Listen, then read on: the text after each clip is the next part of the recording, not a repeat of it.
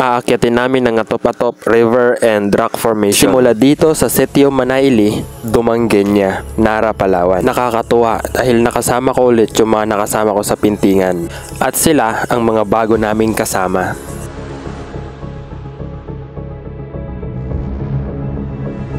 Wala nang patumpik-tumpik pa, simulan na natin ang adventure na ito.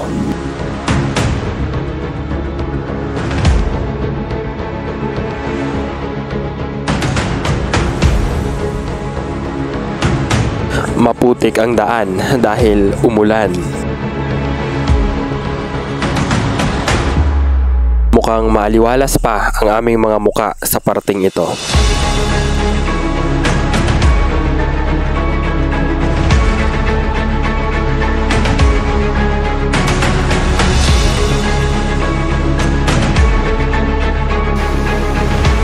At nagsisimula ng lumitaw ang mga nagagandahang rock formation.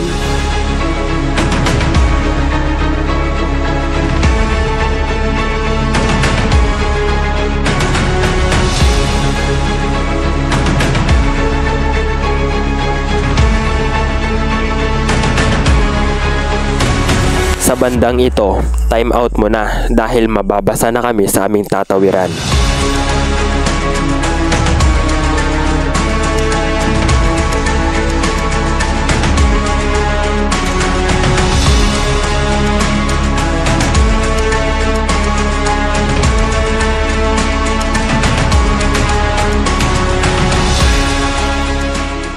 May nagpalit na ng sandals dahil hindi siya komportable.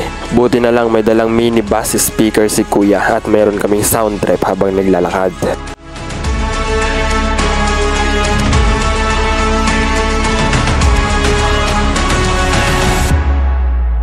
Makikita nyo dito na nakayuko na ako dahil kailangan natin gawin ito sapagkat mabababa ang mga kahoy. Kapag mga ganitong hiking, nasa hulihan ako dahil nagbi-video ako. At sa bandang ito ay hindi pa kami nakakalahati. Bago ko makalimutan, umalis nga pala kami doon sa iniwanan ng motor namin ng 11:10. Normal walk po ito, hindi mabilis at hindi rin mabagal.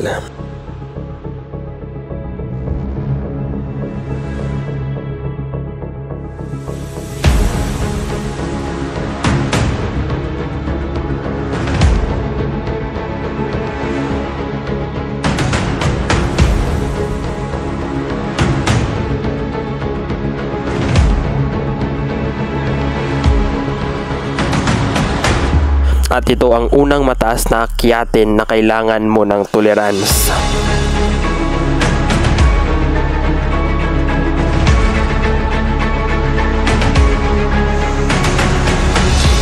Pagkatapos nyon, mayroong regalo sa amin ang kalikasan.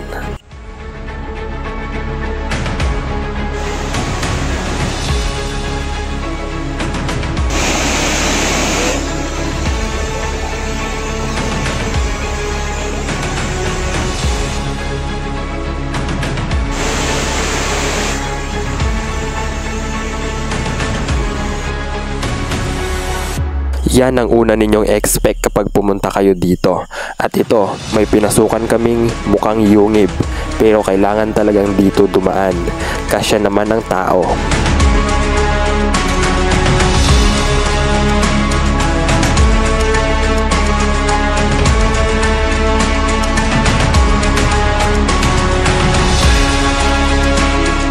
Alam mo ba yung amoy ng ihi ng paniki? Ganon ang maamoy mo kapag dumaan ka na dito sa lugar na ito.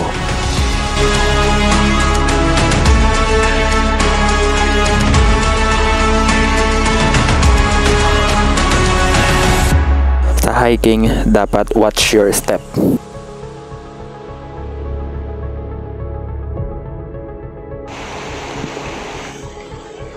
Dahil alas 12 na din, huminto na kami dito para mag-lunch. At ito, gutom na kami. Naranasan mo na bang kumain habang ikaw ay nasa tabing ilog? Instant na ang dinala kong ulam. After lunch, continue na sa paglalakad.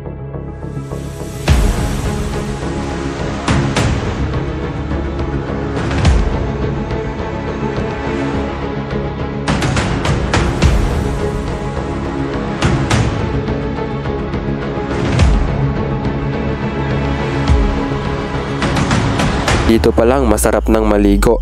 Another matarik ulit.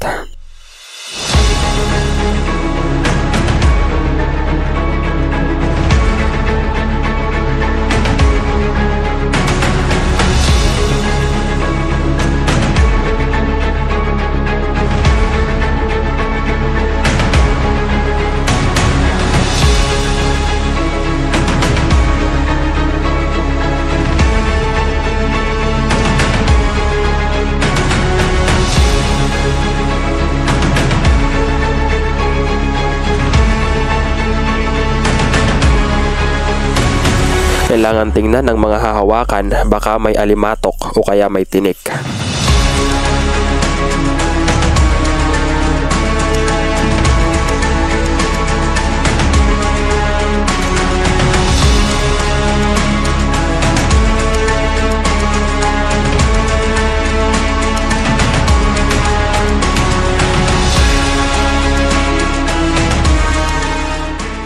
At pagkatapos ng mga akyatin, pababa na naman.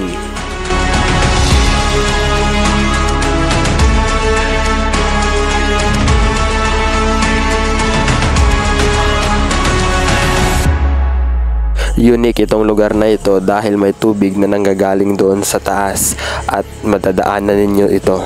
Huwag niyong kakalimutang magkuha ng mga pictures. At nakakita na naman kami ng magandang spot.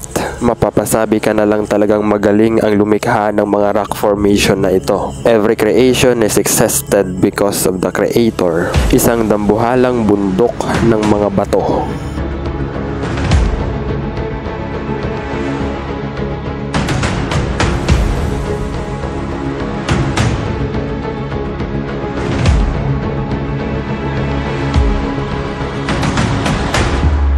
Sabi sa inyo, ang ganda ng spot doon, no? Tara!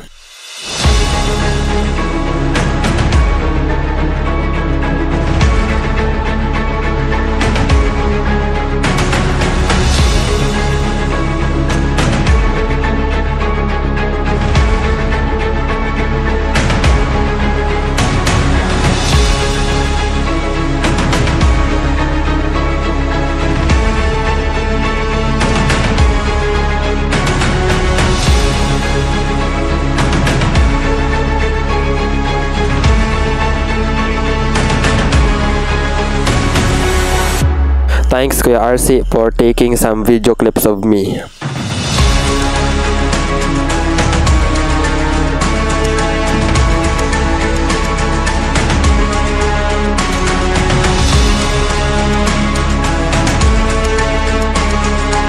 At syempre, nagkuha na nga kami ng group picture dito sa lugar na ito kasi napakaswabe.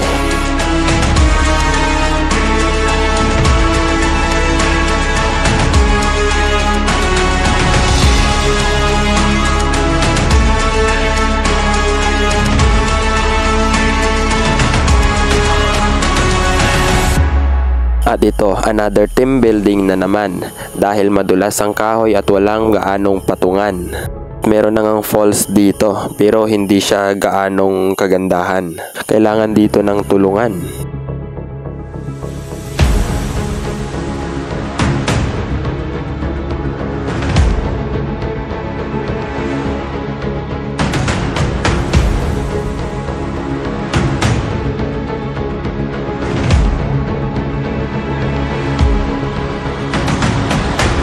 At sa puntong ito, malapit na kami, naamoy ko na ang atop-atop.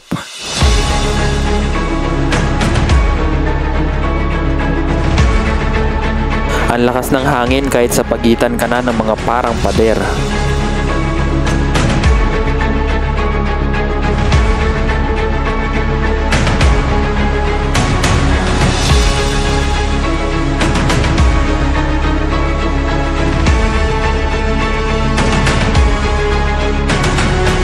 Literally, definitely, actually, nandito na tayo sa bungad ng atop-atop. At ito na yung parang atip sa taas, kaya tinawag itong atop-atop. Nasa gitna tayo ng mga wall.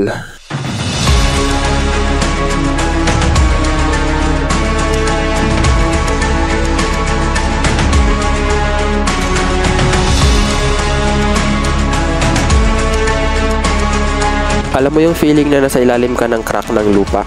Kamukha nito yung Antelope Canyon doon sa Arizona at gusto ko ring mapuntahan. Ito ay sikat na tourist spot sa USA.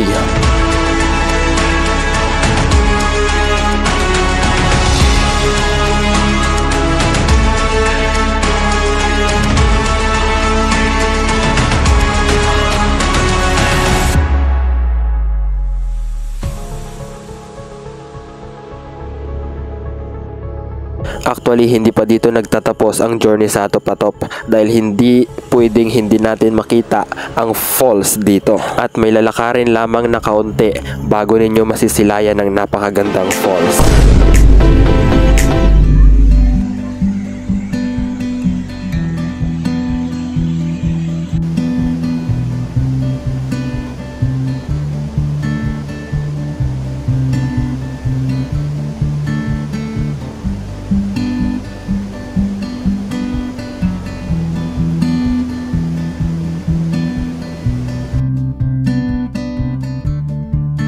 Kung gusto nyong pumunta doon sa taas ng falls, kailangan nyong languyin at mababasa ang inyong mga phone kung hindi waterproof. Kaya hindi kami naka-video doon sa taas. Mataas po yung falls na yan. Hindi sa pagmamayabang pero inakyat namin ang falls na yan at tumalon kami.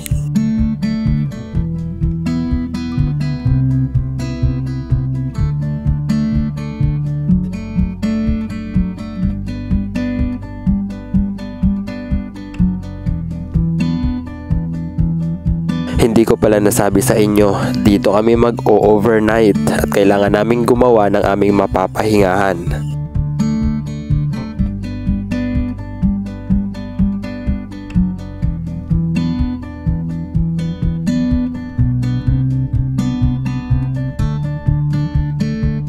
At sa lugar na ito, dito kami magpapalipas ng gabi.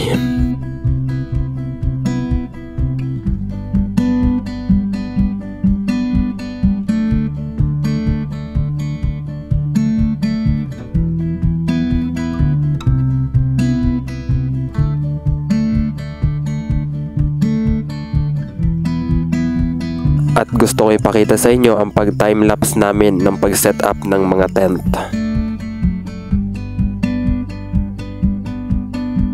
At nagsindi na rin sila ng apoy para makaluto na kami ng aming dinner.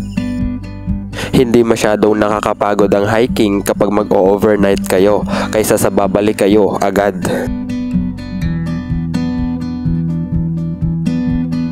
Ang ganda ng spot namin. Gusto nyo bang matry yung ganitong set ng camping? Yung doon kayo nagtirik ng tent, harap ng falls, yung mga ganitong bagay. Dito nyo lang may experience yan sa hiking. Coffee lover ka ba? Alam mong mas masarap magkape dito. Dito ka magkape. Yung mga ganitong experience ay hindi mo mararanasan kung mananatili ka lang sa iyong bahay. Kaya sumama ka na sa mga hiking. At minsan, kailangan mo ring maging offline. Sabi nga ni Jay Yoong, it is not a place to visit, it is home.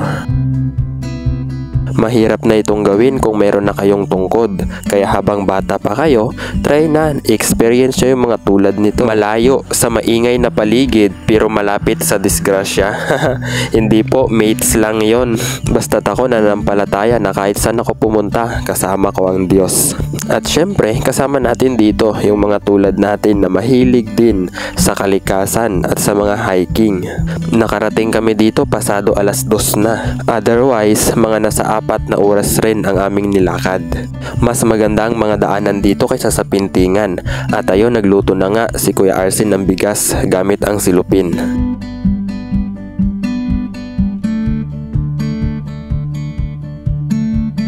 At sa puntong ito, unti-unti nang dumidilim.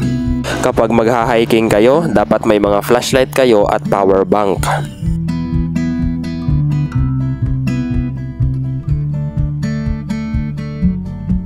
At isa sa mga exciting part ay ang hapunan. At ayun, napakadami rin naming dalang ulam, yung mga instant at saka madaling lutuin. At salo-salo na kami ngayong kakain. Bandang 9:00, pumasok na kami sa tent. At syempre, matutulog na. Good night. At syempre, nagpray tayo sa Panginoon for protection.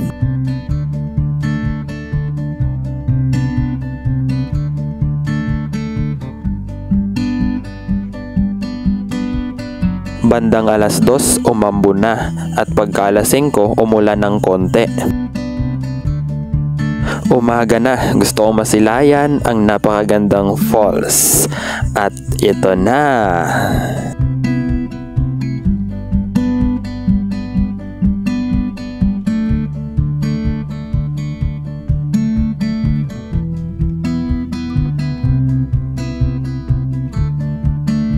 What's up? Good morning sa inyo. Na-follow nyo na ba ako sa aking mga social media accounts? Again, good morning. Napakaganda talaga ng umaga dito sa Topatop. At ito, lalabas na tayo. Napakalamig ng simoy ng hangin. At halata namang nilalamig ang aming mga kasama, kaya nakatalukbong pa ng kumot ito siya. At masarap kasama sa umaga ang kape, kaya ayan, nagtimpla na nga ako ng kape namin. At syempre, habang hinihigop natin, nakaharap tayo sa falls.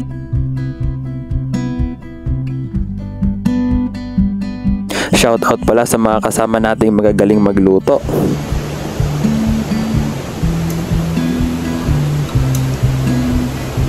Hello, good morning. Hi naman po kayo dito sa vlog natin. Shoutout kay Daniel. Grabe kasipag ng boyfriend ni Shine. Bago kami lilisan, syempre magbi-breakfast muna kami.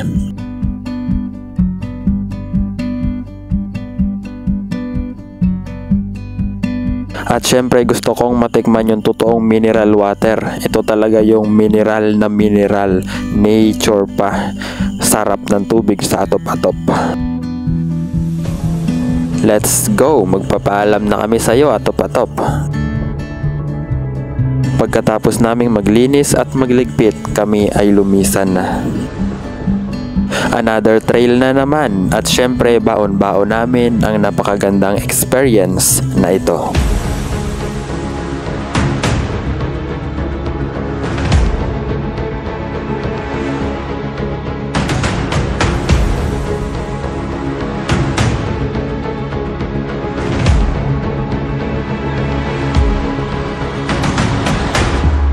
Don't forget to subscribe my YouTube channel and share.